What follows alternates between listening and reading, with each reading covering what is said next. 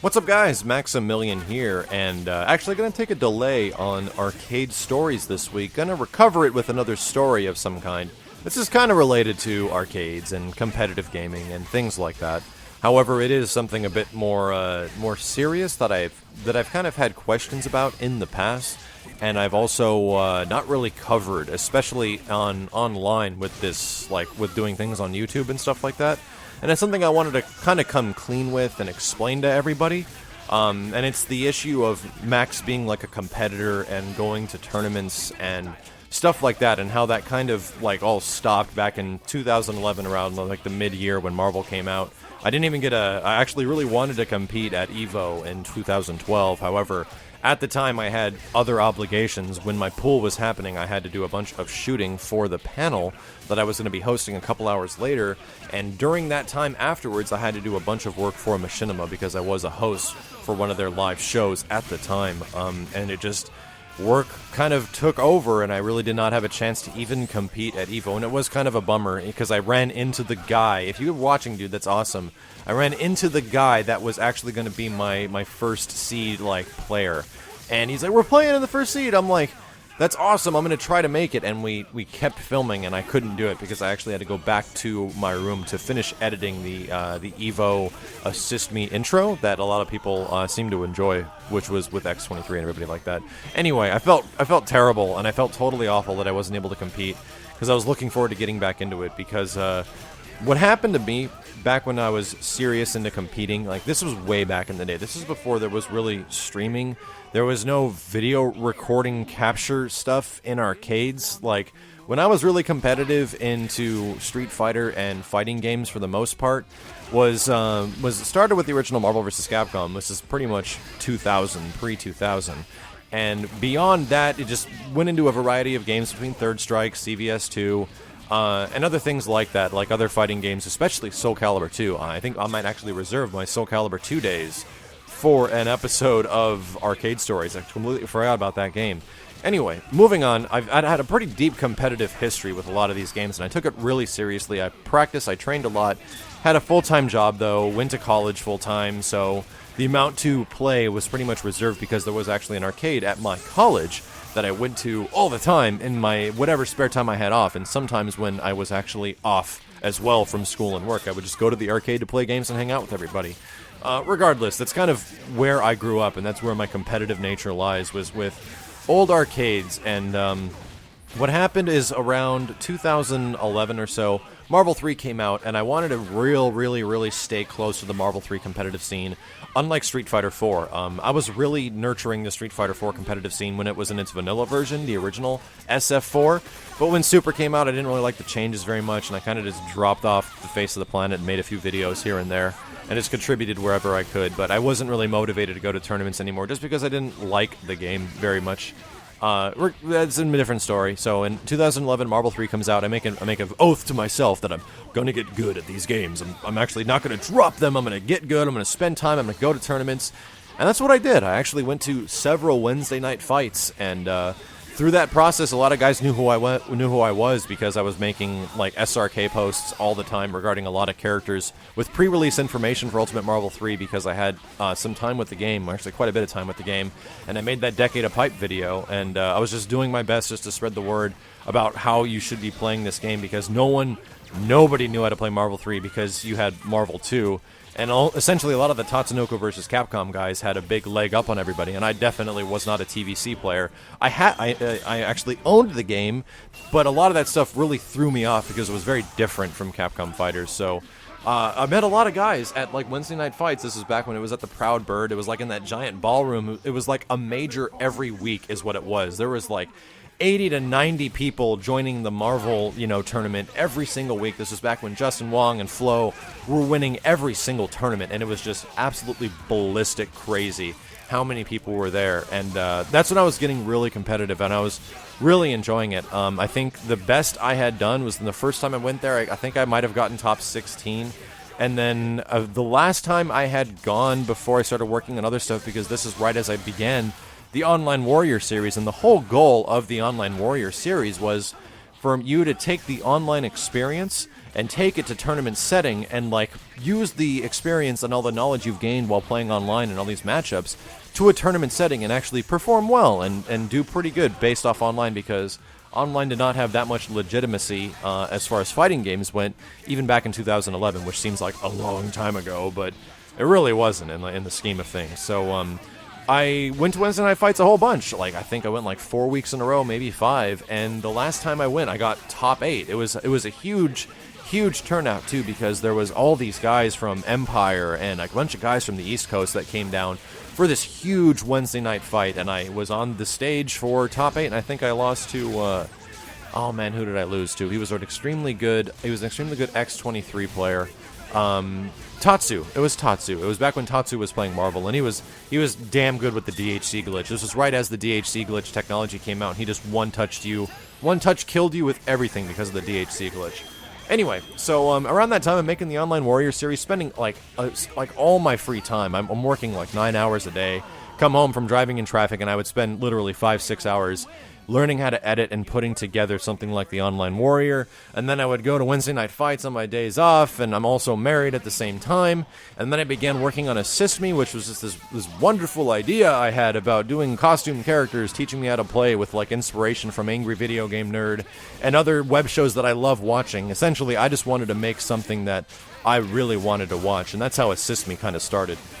But throughout that process, I was taking on a lot of stuff, and randomly one day I was at work, and all of a sudden I had like all these responsibilities because I was, directing the show and editing the show myself and learning how to edit live action and being an actor of the show, and shooting was stressful, but all this stuff didn't feel like stress to me because I was having fun, and I'm a very chillax type of guy. If you guys have ever met me, it's pretty hard to like rustle my knickers, and it's one of those things where one day I was sitting at work, and all of a sudden, I just feel extremely weird, like very odd, and it's kind of similar to the spider story that I had before that you guys might have caught last week. You just feel really weird, like something is wrong with you. And I get up and I start pacing the room, and it's just like something's wrong, like something's really wrong, and I can't put my nose on it what it is. So I like lie down in the office couch, and my boss is like, "You feeling okay?" And I'm like, I feel fine, but something inside me is like saying something is wrong. I don't get it. So my boss thought there was like, she's like, "You should go to a doctor immediately, and don't take this stuff lightly," because I actually had a pretty stressful job working in online game development. With a company that is actually overseas is pretty stressful, because you're sufficing to the demands of like overseas game developers, and sometimes they don't understand the best of what's going on in your market, and you're trying to convince them otherwise. But regardless, that happens a lot in the video game industry, and it was a stressful job, and it takes a lot of time and a lot of dedication, and you kind of have to be on and available at all costs, at 24 hours a day when you're working salary. So I start driving home, still feeling really awkward about everything. I call my wife, I tell her I'm just not feeling good, and I'm about to like drive on the freeway. As soon as I put my phone down, pulling onto the on-ramp of the freeway, and I feel like I'm having a heart attack. It was one of the scariest moments of my life. This was right after I had done Assist Me with like Doom.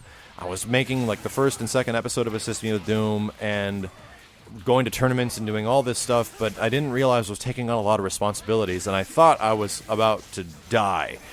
So this thing happens, the ambulance comes, gets me out, I like feel like I'm about to keel over, I'm like holding my chest, they take me to the hospital, they say you're really young to be having a heart attack, but they're checking my vitals and something definitely seems off. So they get me to the hospital, and by the time I'm at the hospital, I just feel really like, I feel much more relaxed about everything, but I just feel super weird about the whole situation, and they tell me nothing's wrong with me. After that, I essentially go through a bunch of doctor tests and things like that over the span of the next 6 weeks, trying to figure out what exactly was wrong with me and what actually happened. And in that time, I was unable to sleep. Whenever I would barely fall asleep, this is getting real bummerish, I'm sorry guys, but it's just something I kind of want to come clean with, because I think some people actually deal with this. I couldn't sleep for the longest time. It was extremely difficult, and I was riding maybe an hour to 2 hours of sleep for maybe a few months. I actually got put on disability at my work and was on leave for a little while because they didn't know what was wrong with me, and they thought it was a work-related stress injury or something like that. But what ended up happening is I couldn't sleep at night. My body was like telling me you're about to die if you close your eyes, and it would send huge amounts of adrenaline through my bones, and I'm just like, oh my god, what is about to happen? Essentially, what I learned throughout going to the neurologist and the doctor and all this stuff, and quite literally spending thousands of dollars, even with medical insurance, to learn the fact that, or getting all these head tests and blood tests and all this stuff over the span of 2 months, and the doctors tell me you have anxiety. You have an anxiety disorder. And I'm like, I've never had any smidgen of anxiety ever in my entire life. Like, isn't anxiety like what people like are really freaked out about stuff by all the time? They're like, no. Anxiety is this weird thing where that can sneak up on you every once in a while. What you had when you were trying to get on the freeway in your car and you got out was a panic attack. And panic attacks, I used to like throw that term around like, sparingly, like a joke term. Dude, a panic attack is no joke, and here's why. The more I looked into it, the reason I thought I was having a heart attack is because that's what my body thought. A panic attack actually is disguised as a heart attack. Your body thinks you're going into like heart failure all of a sudden. But it's not. It's literally just your brain screwing with you. It's like the worst joke your brain can play on you, and you're totally fine, although you feel like you're dying. The worst thing a panic attack can do to you is the fact that if you have panic attacks through your whole life and you actually have a heart attack and you die from the heart attack, then you don't make it because you thought you were just having a panic attack. So it was a very scary experience. I now know what a heart attack feels like at the ripe age of 26 or something like that when it happened. And it was not fun, and it was not funny at all. It was a very, very traumatic experience, and at that time, I was going through a lot of stuff, trying to manage the Assist Me show, and keep at it while playing games, and going to work, and having to go back to work. And what kind of really dropped a bit was playing games competitively, because that's back when I was saying I really wanted to play games competitively. And after that, there was all these days that showed up where I could go home, or I could work on Assist Me, in the comfort of my home, and it could be easy, because I was always on edge sometimes. There was a long time after this happened for months, because your brain literally needs to settle the chemicals of what happened after a panic attack, because it's literally you're in a plane crash, but there's no plane crash. Your body just feels like it's gonna die. And that stays with you for a while, especially after a panic attack, because things are imbalanced. And things balance themselves out after a few months, but during those few months, I had the option to go back to Wednesday night fights, to go back to tournaments, but what I really didn't want to do was to put myself under really high-stress situations again. And for some reason, I don't know why this has always been with me, I can get in front of a crowd of 1,000 people and give a speech. Absolutely no problem. I have no problem with cameras, no problem with any of that stuff. The things people would normally find anxiety-inducing. However, when I get in front of people and play video games in a competitive environment, I turn frigid. I don't understand why my brain does that. You can make a meme out of that, can speak in front of 1,000 people, can't play video games competitively. It's stupid. I just forget everything I know, and I just get extremely nervous and hot and sweaty. It's I suck at this. So it's just kind of in my nature. I've always loved being a competitor and playing in an arcade scene, but when it came down to actual arcade tournament, now you're in the tournament now, I just freeze up, and I'm just absolutely terrible. So I don't get it. It's just how my brain works, and I really didn't want to. I was thinking about doing that again, and it actually scared me. It freaked me out because I didn't want to have something like that happen to me again, where all of a sudden you trigger an anxiety moment and you start freaking out and worrying about things that it's going to happen again, and you have another panic attack. That's how they frequently happen. My hugest amount of sympathy for people that actually go through legitimate anxiety disorders. I still deal with some of this stuff every once in a while, especially when sleeping, where my body just won't let me sleep. But for the most part, I'm totally fine going out. It's not an issue for me anymore. It was really bad for a few months after my panic attack. But what really happened was I learned a lot, that the people that go through this it's a serious disorder, man. Living your life like that, I can't even imagine it, where you can just randomly be totally fine. Everything's just completely chill, and all of a sudden you feel like your heart is about to explode for no absolute reason other than the fact that your brain released an endorphin for the hell of it. And it's just here you go, enjoy this. You feel like you're in a plane crash all of a sudden. It's not cool, man. It is definitely something that has had a pretty big impact on myself over the past many years as far as being a competitive gamer, and but I still do want to go to tournaments. I still go to EVO absolutely every year, and if I do have the chance to compete, I absolutely will. But for a lot of the people that, you know, get on my case about not going to tournaments, and it wasn't because I was, you know, I had other obligations and because I'm trying to milk people on YouTube. I actually had something pretty traumatic happen to me that kind of changed my life. And I decided to keep doing something that a lot of people were enjoying, and believe it or not, the assist me episodes that I was making and the Online Warrior things were getting such a big response on YouTube, and people were really enjoying it, that was a huge motivating factor for myself to keep doing this stuff, to come back home and making videos, and I was really, really, really enjoying it. So that's kind of led me to where I'm at today, to being a content producer and kind of like an ex-competitor, but I'm not a serious competitor by any means. I've had luck in the past, sure. I've won tournaments before. I've won tournaments with huge players in them, but they're not documented because it's ancient history. It's 7 years ago when there was no huge gaming scene on YouTube or anything like that. So a lot of guys ask, like, yo, Max, where can we find footage of you playing in tournaments and all this stuff? You might find some stuff from, like, you know, me getting pretty far in Wednesday night fights ages ago. You might find some stuff from me playing some local, you know, local casuals with guys around Santa Monica and winning a tournament here or there or something like that. Or that's about it. Before that, I mean, before Ultimate Marvel 3, there was maybe some documented Street Fighter 4 footage of me winning some tournaments when that game first came out, and we were playing with some of the biggest heavy hitters at Family Fun Arcade, but, you know, I highly doubt it.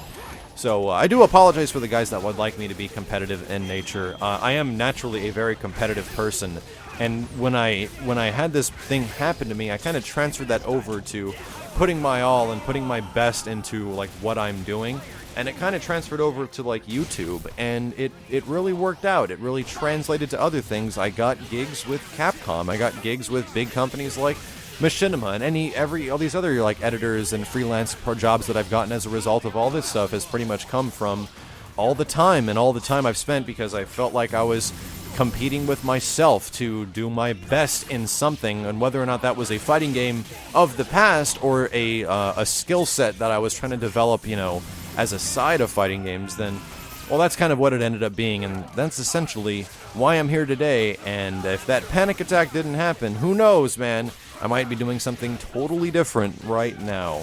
So if you guys happen to enjoy this story, my apologies it took so long. I think it's something that definitely needed to be cleared up, and I was kind of touchy about it and, like, talking about this because it's a very bummer story, and I don't like people to be bummed out by things. Like, this channel's about the excitement, the love of video games, the love of fighting games, and sharing that love and passion with a bunch of you, like, over 100,000 people that are subscribed. That's what it's all about. But as long as I got the air clear, you guys can understand where I'm coming from, and I definitely will be at tournaments in the future. Don't think that I will not. But stay tuned. What I also wanted to talk about in the next time we do something like this that's like a sounding off, you know, real talk type of thing, I wanted to talk about that. I've actually recently talked with this a bunch of, with, like, Gutex and a lot of other guys from the I Play Winter crew about, you know, a career past the fighting game community and a career past being a competitor. And it's something that I think we can make an entire episode about if you guys are curious into, like, doing something related to, like, a career path with something that you love, and especially with, like, fighting games. So stay tuned, guys. I'll be talking about that in depth in the next episode. It should be up next Saturday. But yeah, that's about it. Thank you guys very much for listening. My name is Maximilian, and I'll see you next week.